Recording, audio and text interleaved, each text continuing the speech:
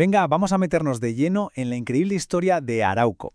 Es un lugar que de verdad es como el ave fénix. Ha resurgido de sus cenizas una y otra vez. Una historia forjada literalmente a base de conflicto y transformación a lo largo de los siglos.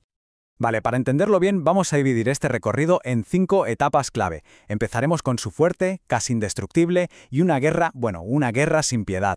Luego veremos cómo el oro negro lo cambió absolutamente todo, cómo se forjó una ciudad moderna y qué legado ha dejado hasta hoy. La verdad es que es una historia fascinante, así que ¡vamos al lío! A ver, para empezar a entender Arauco hay que hablar de su fuerte. Pero ojo, que no era solo un montón de madera y piedra, ¿eh? Era el corazón de su identidad, un símbolo de pura cabezonería, de negarse a caer, daba igual cuántas veces lo tiraran abajo. Y fijaos en esto, porque es la clave de todo. Es un ciclo constante, casi una locura. Durante más de 100 años la historia era la misma. Los guerreros mapuches lo destruían y los españoles, con la misma obstinación, lo volvían a levantar. Una y otra vez, sin parar. Una auténtica prueba de resistencia por ambas partes. Pero todo este ciclo de asedios y reconstrucciones era solo el calentamiento, porque después de la independencia de Chile, el conflicto en Arauco no es que se calmara, ¿qué va? Se transformó en algo mucho más salvaje. Entramos en la era de la guerra sin cuartel. Y es que esto no tenía nada que ver con una guerra de ejércitos formales y uniformes, no. Fue la famosa guerra a muerte. Un conflicto de guerrillas, de una violencia brutal, donde no había reglas. Las lealtades cambiaban de un día para otro y sobrevivir era, sencillamente, un milagro diario. Y si hay una historia que define el caos de esa época, es la de Vicente Benavides. Es que es alucinante. Lo capturan, lo sentencian a muerte y sobrevive. Sobrevive a su propia ejecución para volver a la lucha. Parece sacado de una película, pero no, es un reflejo perfecto de lo brutal que llegó a ser todo.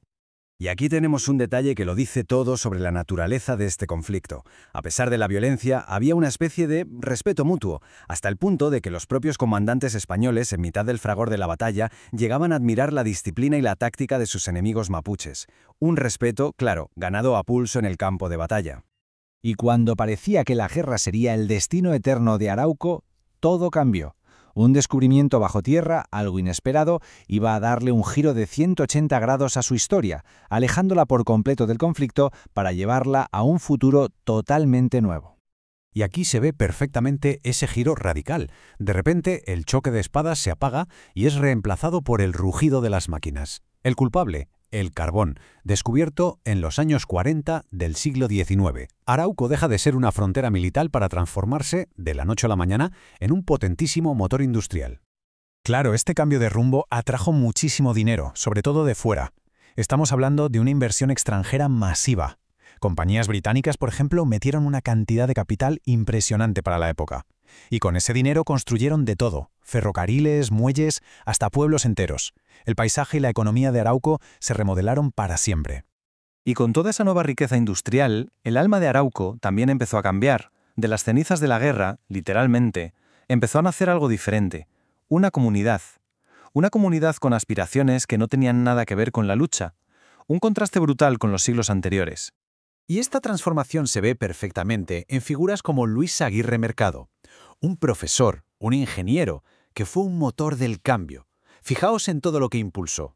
El primer club de fútbol, un club de tiro, orquestas para la gente. Se dedicó a embellecer la ciudad, a crear teatros, mercados, clubes sociales. Es decir, el foco ya no era construir fuertes para defenderse, sino construir una ciudad para vivir y disfrutar. Los cimientos de una sociedad moderna. Pero claro, como todas las eras industriales, la del carbón también tuvo su fin. ¿Y qué pasó entonces? ¿Se detuvo Arauco? Pues no. Ese espíritu de reinvención que ya hemos visto siguió intacto. Ya en el siglo XX, la región volvió a transformarse, y esta vez el protagonista ya no era el oro negro de las minas, sino el oro verde de los bosques.